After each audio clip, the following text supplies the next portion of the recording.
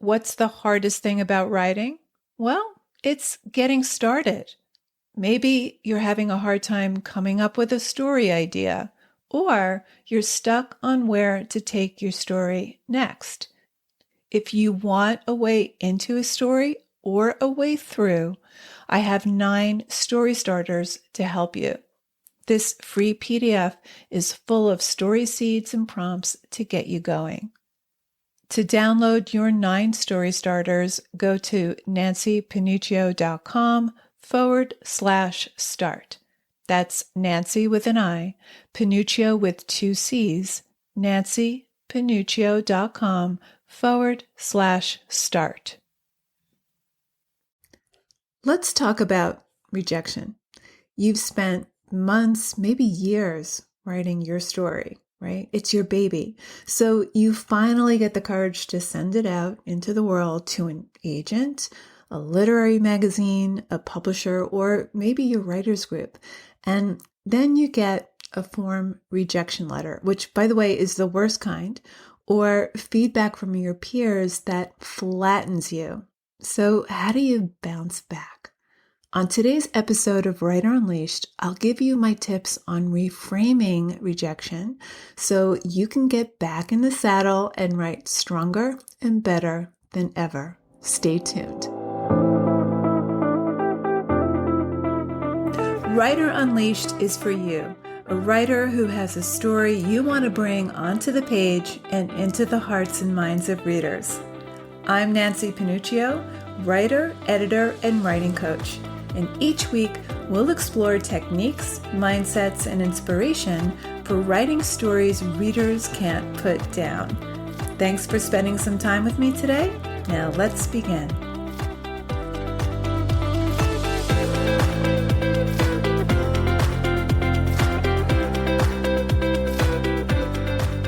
Recently, one of my clients emailed me with the news that 2 major literary magazines had rejected her short story. She was crushed. I reminded her of all the stories she had published in journals and anthologies in the past year. That was no small feat, but none of those successes mattered to her now. These latest rejections knocked the wind out of her sails. So let me ask you, have you ever felt devastated by a rejection letter or not so complimentary feedback from your writers group? Me too. Rejection never feels good.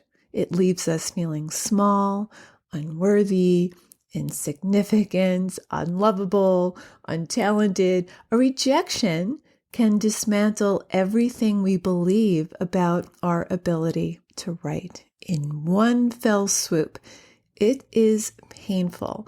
You may even want to give up writing altogether, but don't do that, because here's the thing. Every writer worth his or her salt gets rejected. There isn't an author on the planet who hasn't weathered reams of rejection slips on the holy trail to publishing. Consider these rejections. Sylvia Plath's The Bell Jar was dismissed by an editor at Knopf who believed there certainly wasn't, quote, enough genuine talent for us to take notice. Lolita was rejected so many times that Nabokov started looking outside the U.S. for publishers. And Catherine Stockett received 60 rejections before publishing The Help. 60. She soldiered through 3.5 years of rejection. 3.5 years of rejection. She said, now, what if I had given up at rejection number 15 or rejection 40 or even rejection number 60? So even famous books, now considered masterpieces, were rejected over and over and over before they got published. These authors, these very masterful authors, had a very difficult time getting published. That's just part of the deal. So if you're getting rejected from publishers and agents, you're in good company. So here are my tips. Number 1, ship and learn. One of my teachers who creates online training classes taught me to approach every creative project with a sense of curiosity and a willingness to make a project better based on feedback. So it's a ship and learn mentality. He says that in most cases, he knows a course isn't going to sell like gangbusters the first time out. So he uses feedback from students to improve the course so that with each iteration, with each launch, it becomes more deeply aligned with what students want and need most. So it helps to think of your story as something that's fluid, that's open to being more fully realized, more fully expressed. Shipping for you could be submitting it to a publisher or an agent, or if you're in the early stages, submitting your manuscript for feedback to an editor or a writer's group or a workshop, and then using what's relevant from that feedback to bring your story to its best version of itself. Now, a caveat about writers' groups: be selective.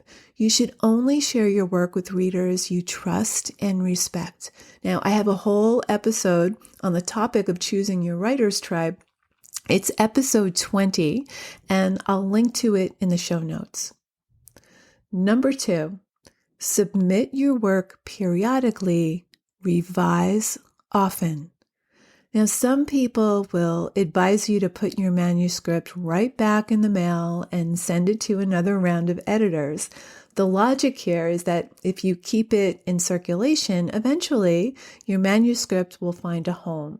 Now, sometimes that's a good strategy. It worked for Catherine Stockett, but keep in mind that was after she'd already spent several years writing and revising her novel.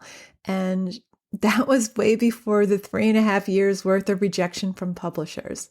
So sometimes work gets rejected for reasons that have nothing to do with the quality of your writing. Maybe it's not a good match for the magazine, or it's not the style or subject matter an agent is partial to. But most work gets rejected because the writing simply isn't good enough yet.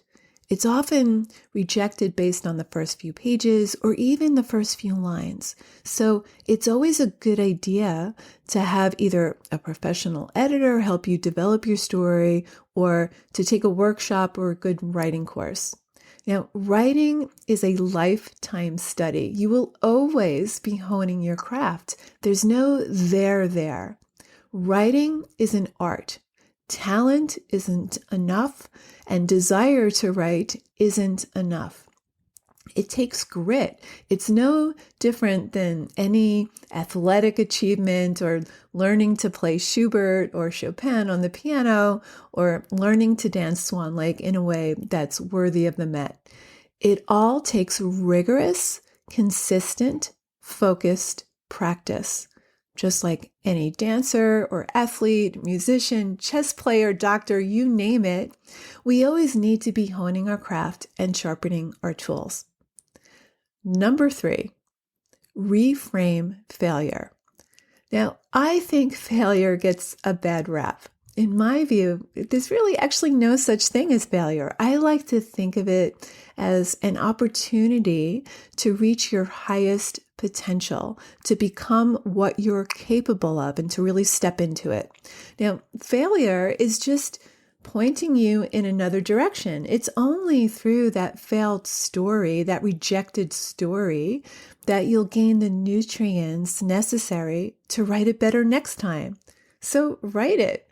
Writing is never a waste of time. You may have spent years, maybe decades on your novel or your memoir, and it may be getting turned down, but it's still time well spent. You're always stretching. There's no shortcut. So don't be afraid of that failed story. Think of it as your training wheels. You can't come right out of the gate with a hit bestseller. And even after you do publish, every story is going to have you feeling like a beginner all over again. So, if you've been rejected from an agent or a publisher or a literary magazine, get a fix on what your story needs to be the best version of itself, and then get back to work. Now, nothing beats the validation that comes with having your work in print, but if you're prematurely fixated on a desire to publish, you're skipping over the larger endeavor, which is to write a really great story that connects with and captivates your readers sentence by sentence.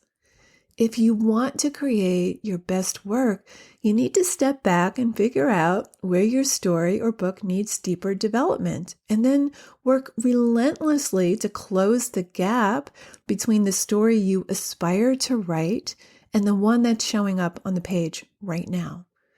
When you view failure or rejection as an opportunity to deepen your craft and write the story you've been trying to tell, to transfer what's in your imagination onto the page, which takes time and practice, then rejection becomes your ally. It's just another form of feedback. Now, that's not to say that rejection won't hurt. It will. Rejections are cold, indifferent jabs to the heart. Rejection is devastating and deeply uncomfortable. That discomfort, though, is instructive. It's telling you to grow. And here's the best part. That failed story is leading you to your next breakthrough. So, number 1, ship and learn. Get feedback from readers you trust. Check out episode 20. Number 2, submit your work periodically, revise often. And number 3, reframe failure. It's an opportunity to realize your best potential. And I'm going to leave you with this. Rejections aren't failures. They're investments in your writing career. Thanks so much for tuning into Writer Unleashed today. I hope this episode helped you reframe your relationship to rejection. But don't go anywhere after the show without subscribing. As always, you can find important links and details in this episode's show notes available on nancypanuccio.com/podcast episode 27. Keep writing, and I'll talk to you soon.